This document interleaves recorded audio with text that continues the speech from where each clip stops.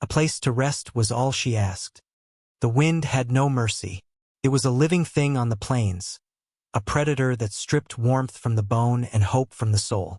It scoured the hard-packed earth, kicking up dust that stung the eyes and coated the back of the throat. For Silas Blackwood, the wind was just another sound in a world defined by silence, a constant companion to the rhythmic thud of his axe splitting firewood. He worked with a grim efficiency, his movements economical, his face a mask carved from the same unforgiving landscape. His small cabin stood behind him, a bulwark of logs and mud against the vast, indifferent sky. It was his fortress of solitude, built not just to keep the weather out, but the world. "Please, just for a little water." The voice was thin, nearly stolen by the wind itself. Silas stopped, his axe held mid-swing. He hadn't heard another human voice this close to his claim in months. He turned slowly, his eyes narrowed against the setting sun's glare. Two figures stood at the edge of his cleared land, little more than wavering silhouettes against the bruised purple of the horizon. A woman and a child clutching at the thin fabric of her skirt. They looked like tumbleweeds, ready to be blown away by the next gust. He watched them for a long moment, his face giving nothing away. The woman's shoulders were slumped with an exhaustion so deep it seemed to have settled into her very frame. Her dress was worn, the color washed out by sun and hardship. The boy beside her was small, his face pale and smudged with dirt, his eyes wide with a mixture of fear and weariness. They were refugees from a world Silas had long since turned his back on, a world of want and pain. Every instinct he had honed over years of isolation screamed at him to turn away, to go back to his woodpile, to let the wind and the coming night do what they would. It was not his concern. He had paid his dues to sorrow. Then the boy stumbled. His small legs, unsteady from hunger and fatigue, gave way, and he crumpled to the ground without a sound. The woman cried out, a raw, desperate sound that the wind snatched and tore to shreds. She knelt, her hands hovering over her son, her own strength failing. Something inside Silas broke. It wasn't a thought. It was a deeper, more ancient impulse, a ghost of a feeling he thought had been buried long ago. He saw not a stranger's child, but the ghost of another small form, another face pale with fever. The memory was a physical blow, knocking the air from his lungs. He dropped the axe. The thud was a final, decisive sound against the howl of the wind. He strode toward them, his long legs eating up the distance. The woman flinched as he approached, pulling the boy closer, her body a shield. She expected a curse, a threat, a dismissal. Silas said nothing. He shrugged off the heavy sheepskin coat from his own shoulders, the familiar weight and warmth leaving him in a sudden shock of cold. He knelt, ignoring the woman's sharp intake of breath, and gently wrapped the coat around the small, shivering boy. The child was swallowed by its size, only his wide, startled eyes visible. Silas then looked at the woman, his gaze direct and unreadable. He simply jerked his head toward the cabin. It was not a question nor a command. It was a statement. A change was coming whether he was ready for it or not. He was offering a place to rest. The cabin was a single room, but the sudden stillness and warmth were a physical shock after the relentless assault of the wind. A stone hearth dominated one wall, a low fire snapping and spitting, casting flickering orange light on the rough-hewn wooden walls. The air smelled of wood smoke, coffee, and old leather. It was the scent of a life lived alone. Alara stood just inside the door, clutching her son, Leo, who was still wrapped in the overwhelming embrace of the man's coat. She took in the sparse furnishings. A sturdy table with 2 chairs, a narrow cot in one corner, a shelf holding a few tins and a worn book. And in the other corner, a wooden rocking chair sat perfectly still, a silent, waiting presence. Silas moved past them without a word, his presence filling the small space. He went to the hearth, took a blackened pot from its hook, and ladled a thick, dark stew into 2 tin bowls. He set them on the table along with 2 spoons and a chunk of dark bread. The smell of meat and vegetables filled the air, so potent it made Alara's stomach clench with a painful, desperate hunger. She hadn't seen a proper meal in weeks. Her caution warred with the primal need to feed her child. She watched the man, her body tensed for a trick, a demand, some cruel price for this unexpected charity. Men like him, men who lived alone at the edge of nowhere, were not known for their kindness. They were known for taking what they wanted. Leo stirred in her arms, his small nose twitching. "Mama," he whispered, his voice weak. "It smells good."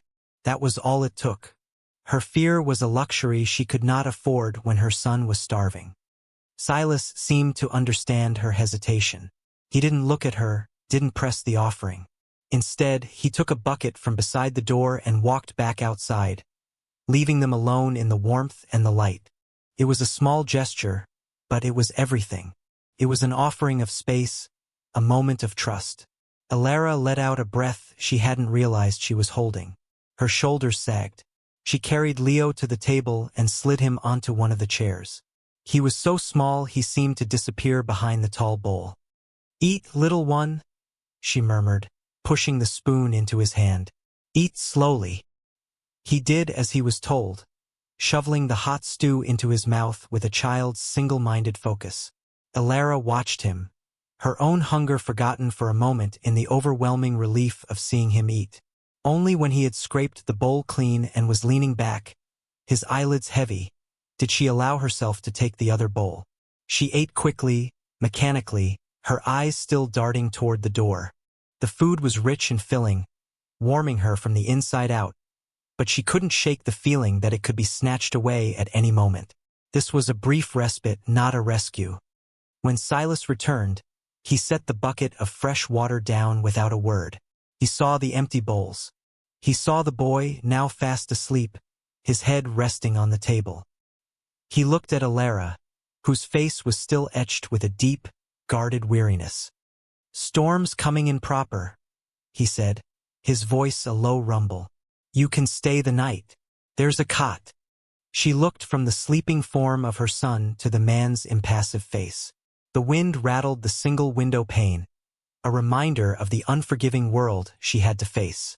She had no other choice. She gave a single, sharp nod. It was an agreement born of pure necessity, a transaction of survival. Trust had no place in it. Not yet. She would stay the night. Morning arrived not with sunlight, but with a quiet, gray stillness. The storm had blown itself out, leaving behind a world scoured clean and a cold that seeped through the cracks in the walls. Alara woke with a start, her body stiff and alert. For a moment, she didn't know where she was. Then the smell of wood smoke brought it all back. She was in the stranger's cabin. Leo was still asleep on the cot beside her, bundled in a thick wool blanket she didn't recognize. The man's coat was folded neatly at the foot of the bed. The man himself was gone. Panic, cold and sharp, seized her. Had he left them? Was this his way of telling them to be gone by the time he returned? She rose quickly and went to the door, peering out. Silas was at the far end of the clearing, his back to her, splitting logs with the same steady, relentless rhythm as the day before. He hadn't abandoned them. He was simply working. Relief washed over her, followed immediately by a renewed sense of uncertainty. What was she supposed to do now? She was a guest, a stranger, a burden. She looked around the small cabin. By the hearth, a fresh stack of wood had been placed. Beside the wash basin, the bucket he'd brought in last night was full of clean water. He had provided for the morning without a word, without an expectation. Her hands, chapped and rough from travel, found work of their own accord. It was an instinct, a way to impose order on chaos, a method of earning her keep and preserving what little dignity she had left. She took the worn broom from the corner and began to sweep the wooden floor, her movements quiet and efficient.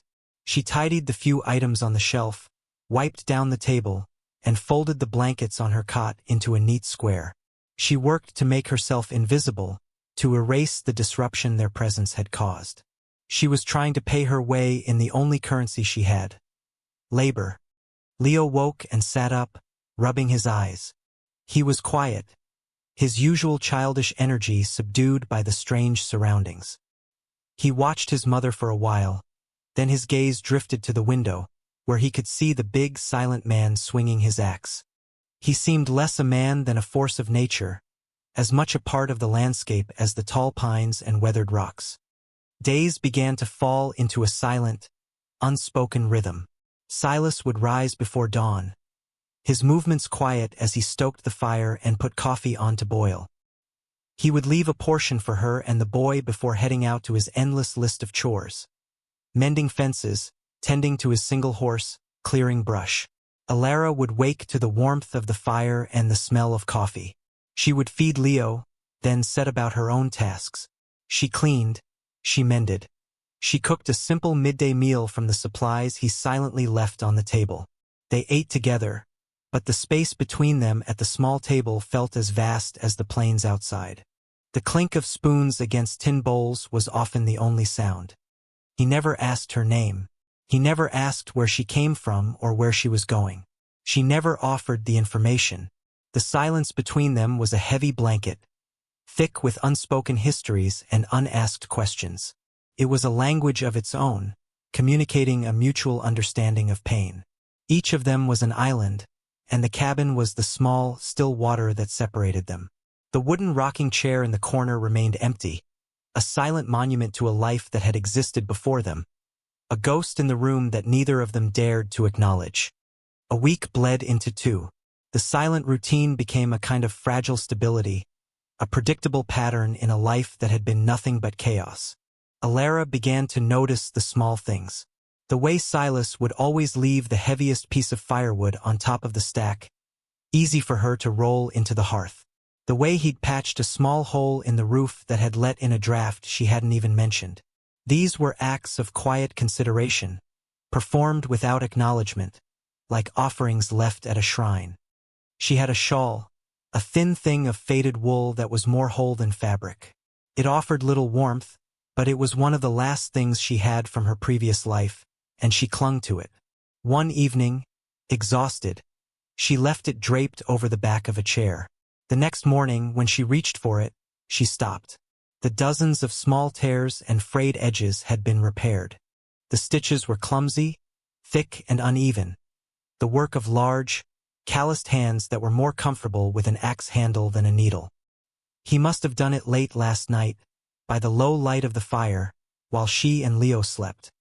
She looked over at him as he sat at the table, sipping his morning coffee, his gaze fixed on the fire. His face was as unreadable as ever. She wanted to say something, to acknowledge the kindness, but the words caught in her throat. The habit of silence was too strong. Instead, she wrapped the mended shawl around her shoulders. Felt heavier now, warmer. She pulled it tighter, a silent thank you that he seemed to understand, for he gave a slow, almost imperceptible nod. Leo had a treasure, a small wooden horse no bigger than his hand.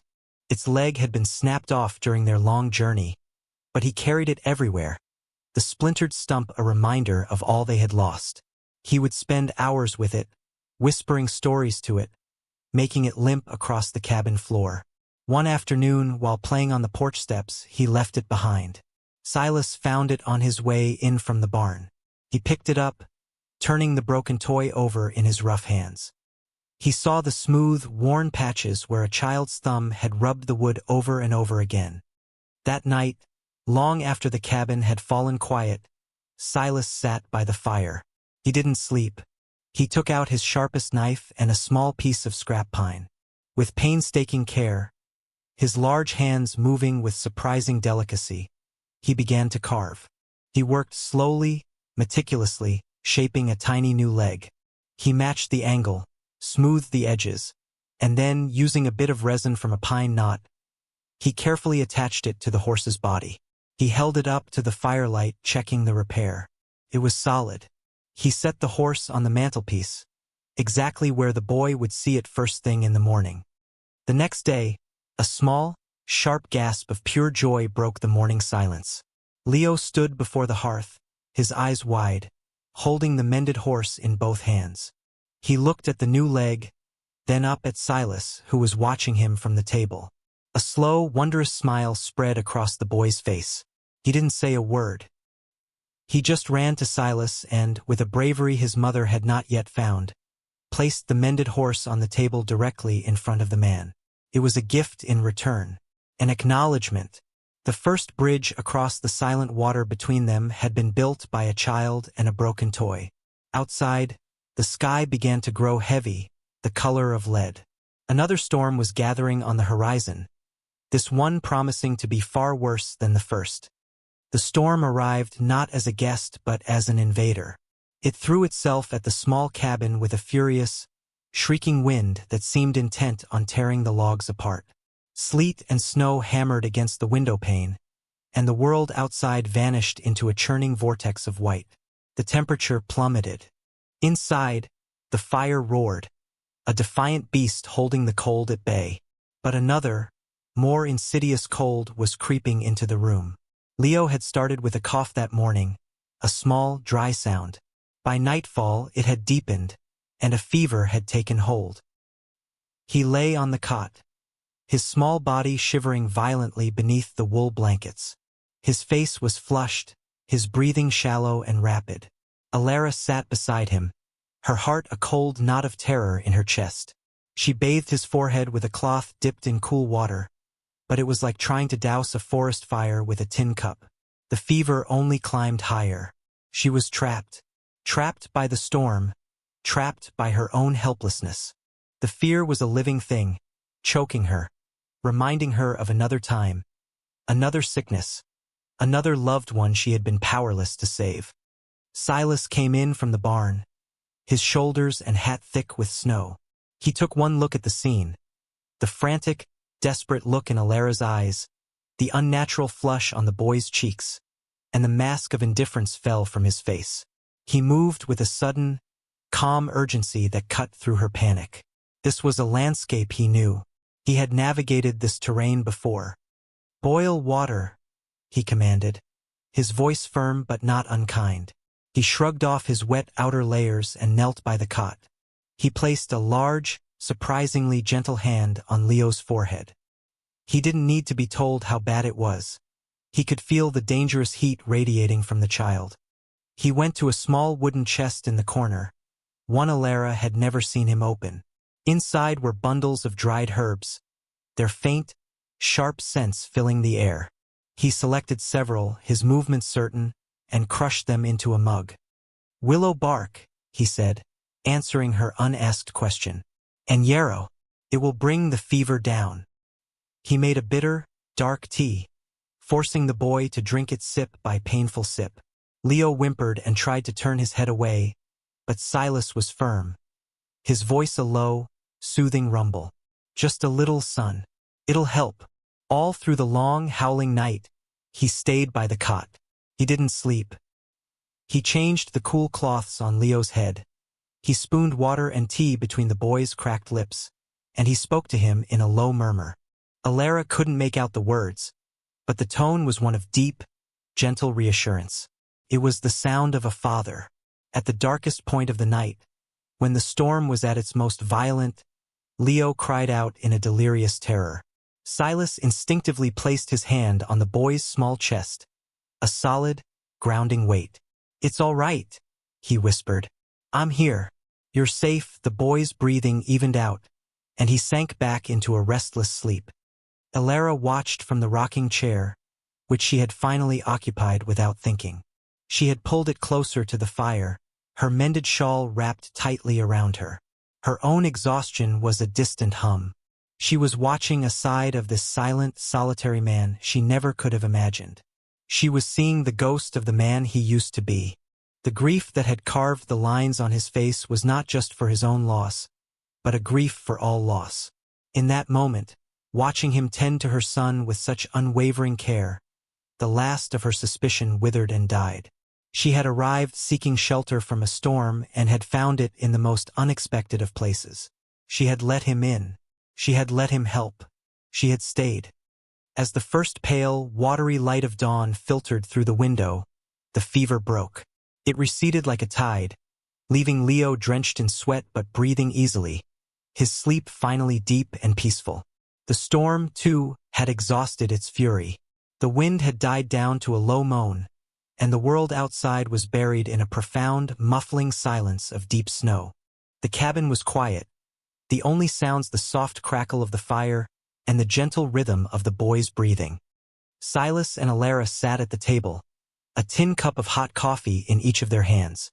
They were both hollowed out with exhaustion, but a fragile peace had settled between them. The shared vigil had forged a new kind of bond, one that didn't need words to be understood. The dam of silence, however, had been irrevocably breached by the crisis. It was Alara who spoke first, her voice raspy from disuse and weariness. "He had a fever like this once before," she said, staring into her cup. "His father, my husband," he panicked. He didn't know what to do. He just held him and wept. It was the first time she had spoken of him, painting a picture of a man undone by love and fear. The words hung in the air, a small, sad ghost. Silas didn't offer empty reassurances. He simply nodded, his gaze drifting to the empty rocking chair where she had sat all night. "Fevers are a cruel thing," he said, his voice low. He took a slow sip of coffee, the silence stretching for a long moment. Then he added, so quietly she almost didn't hear it, "My Mary." She knew all the herbs. She could coax a fever out of a body with a touch and a prayer. It was his turn to offer up a ghost. A name, Mary. The word was a key, unlocking the story behind the empty chair, the solitary existence, the deep well of sadness in his eyes. He didn't say what happened to her. He didn't have to. The past tense was a final, brutal epitaph. They didn't tell their whole stories. They didn't have the words or the strength for that. They exchanged fragments, small, polished stones of memory and loss worn smooth by time. She told him they had been sharecroppers on a cotton farm 100 miles east. Her husband, Samuel, had been a good man, but not a strong one. When he'd taken ill and died, the landowner, a man with a heart as hard as the winter ground, had claimed they owed him for the lost season. He'd taken their mule, their tools, everything. He'd left her with nothing but a child to feed and the clothes on her back. That was why she had been on the road, walking toward a rumored settlement in the west, a place she wasn't even sure existed. He listened, his expression unchanging, but she could see the understanding in his eyes. He knew about grasping, greedy men. He knew about loss. He offered only one more piece of his own story. As he looked at Leo, sleeping soundly now, he murmured, "We had a boy, too. He had his mother's smile. That was all. But it was enough." The air in the cabin had changed. The silence that resettled between them was no longer one of suspicion or uncertainty. It was the quiet of a shared wound, a mutual recognition of the fragility of life. They were two survivors, adrift in a harsh world, who had found a temporary harbor in a small, warm room. Weeks turned into a month. The deep snows of winter began to melt, revealing the muddy, sleeping earth beneath. The supplies in the cabin dwindled, and the trip to the nearest town, a dusty settlement called Redemption, became unavoidable. The thought of it filled Alara with a quiet dread. Towns meant people, and people meant questions, judgments, and dangers she had worked so hard to escape. But Leo needed milk, and they needed flour and salt. The journey was made in a rickety buckboard wagon, pulled by Silas's steady old horse. He sat in front, handling the reins, his back a solid, reassuring presence. Alara sat beside him, with Leo nestled between them, his eyes wide as he took in the passing landscape. It was the first time the three of them had left the secluded safety of the claim together. Felt strange, like a family. The thought was so foreign, so dangerous, that Alara pushed it away. Redemption was everything she had feared. It was a single dusty street lined with false-fronted buildings, a place teeming with loud voices, rough-looking men, and the sharp, assessing glances of women who saw her worn dress and the silent man beside her and drew their own conclusions. Whispers followed them like burrs on a blanket as they moved from the livery to the general store. The reclusive Silas Blackwood, who hadn't been seen in town for the better part of a year, had returned. And he wasn't alone. They bought their supplies with a minimum of words, Silas's quiet presence enough to quell any overt questions from the storekeeper. But as they stepped back out onto the wooden boardwalk, their path was blocked. Two men stood before them, their postures arrogant, their faces etched with a familiar, sneering cruelty. Alara's blood ran cold. It was them, the landowner's sons, Jeb and Caleb. "Well now, look what the wind blew in," Jeb said, a smirk spreading across his face. He spat a stream of tobacco juice into the dust near her feet. "Thought you could just run out on what your man owed, Alara?" All the strength she had gathered over the past weeks, all the fragile peace she had found, dissolved in a wave of pure terror. She instinctively grabbed Leo, pulling him behind her skirt, trying to shield him from their venomous gazes. Caleb looked Silas up and down with open contempt. "Found yourself a new horse to hitch your wagon to? He don't look like much. Old and quiet." Silas didn't move. He simply handed the sack of flour he was holding to Alara without taking his eyes off the two men. He shifted his weight, placing himself squarely between them and her. He was not a large man, but he seemed to grow in stature, becoming an immovable wall of granite. He didn't reach for the pistol on his hip. He didn't need to. "She's with me now," Silas said. His voice was not loud, but it was flat and hard and carried a weight that cut through the noise of the street.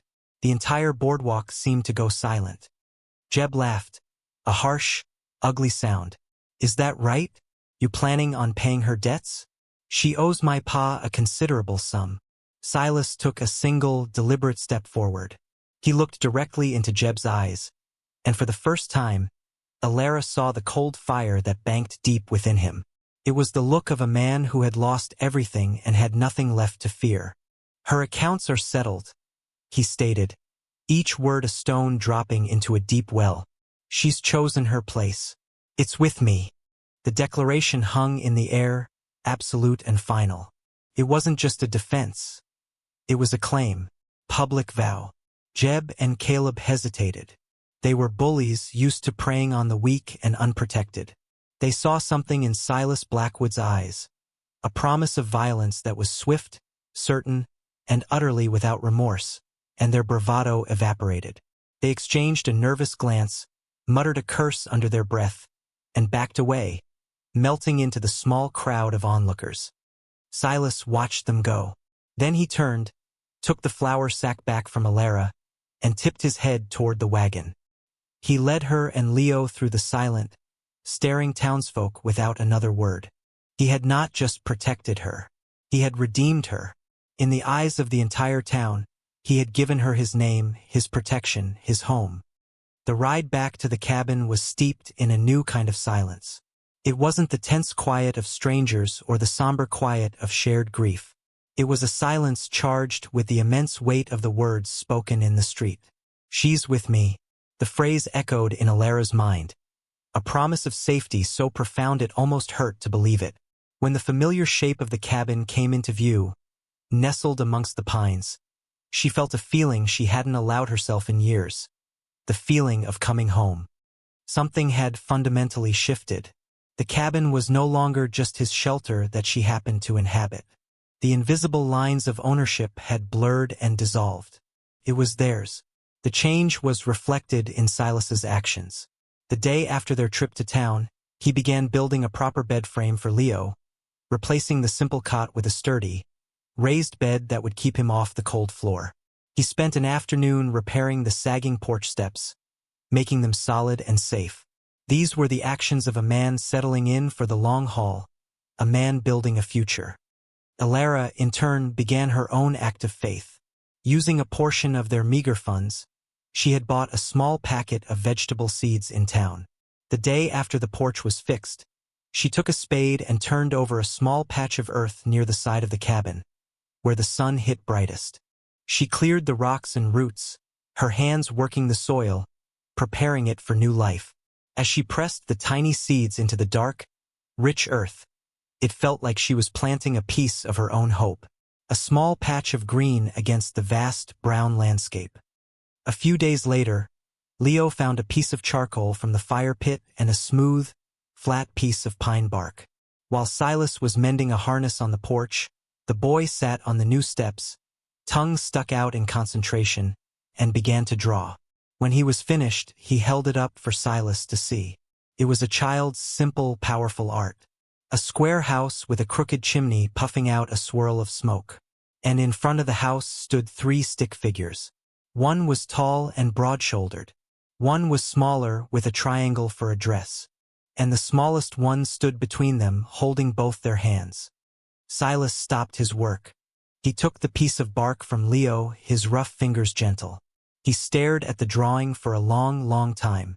A strange tightness formed in his throat, an emotion so fierce and unfamiliar he didn't know what to do with it.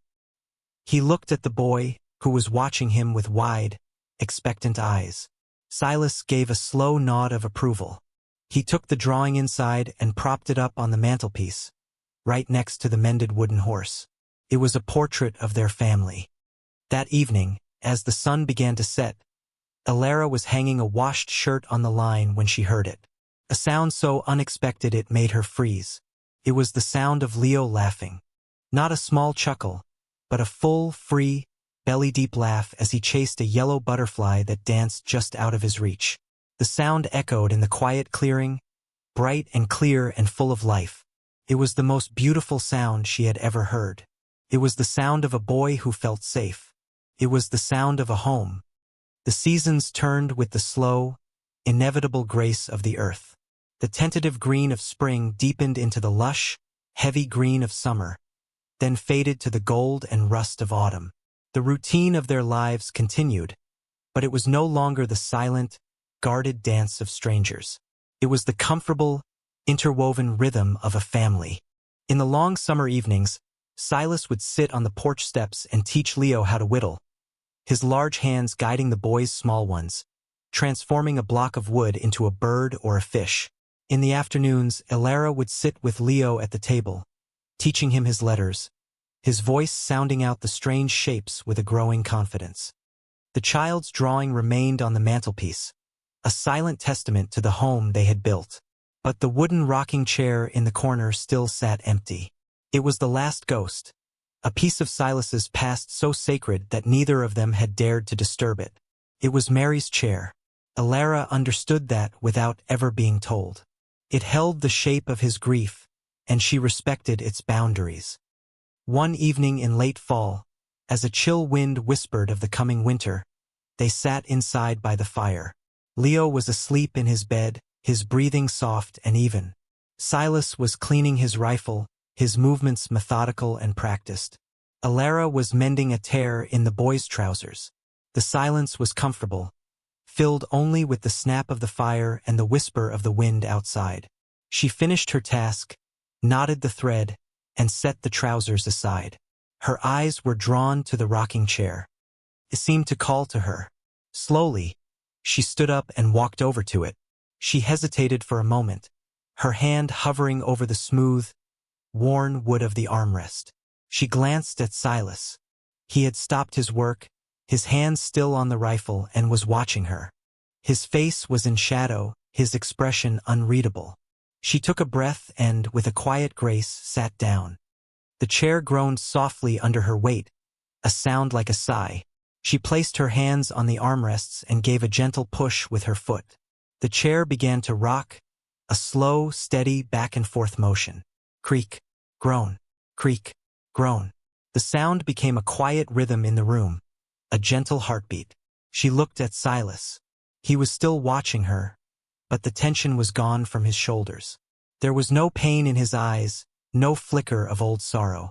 There was only a deep, quiet acceptance. The chair, once a monument to a life that was gone, had been given a new purpose.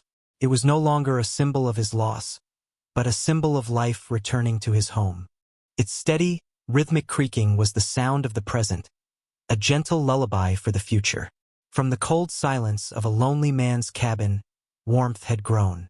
From the desperate necessity of two strangers, a deep and abiding care had taken root. From two lives shattered by loss, a fragile, beautiful whole was being pieced together, not with grand declarations, but with the quiet, daily acts of a shared life. Redemption, she was learning, wasn't a single heroic moment. It was 1,000 small, quiet choices. The choice to offer a coat. The choice to mend a shawl.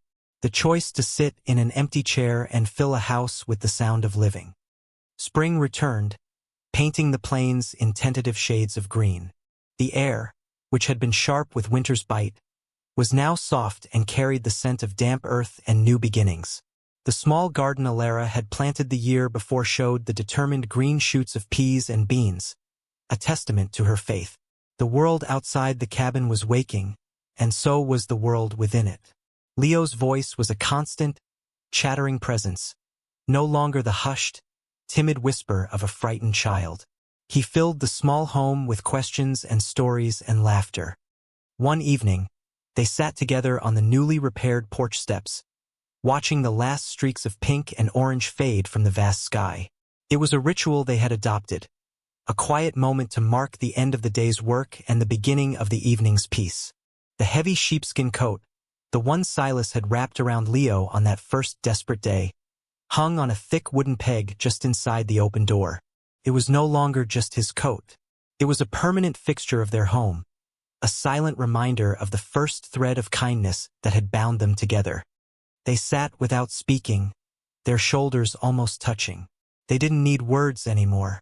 The silence between them was a comfortable, known space, filled with a deep and unspoken understanding. Silas stared out at the horizon, at the endless sea of grass that had once seemed so threatening, a place that could swallow a woman and her child without a trace. Now it was just the view from his front porch. It was home. Alara turned her head and looked at him. She studied his profile against the fading light. The harsh lines of grief that had seemed carved into his face had softened over the seasons. The deep sadness in his eyes was still there, but it was no longer a raw, open wound. It was a quiet, settled sorrow, a part of him but not all of him. She saw the quiet strength that had been her shield, the gentle patience that had healed her son, the profound loneliness that she had, somehow, helped to ease. Slowly, deliberately, she reached out her hand and placed it on top of his, where it rested on his knee. Her touch was light, a gesture that was both a question and an answer. It was an offering of comfort, of partnership, of love. He did not flinch.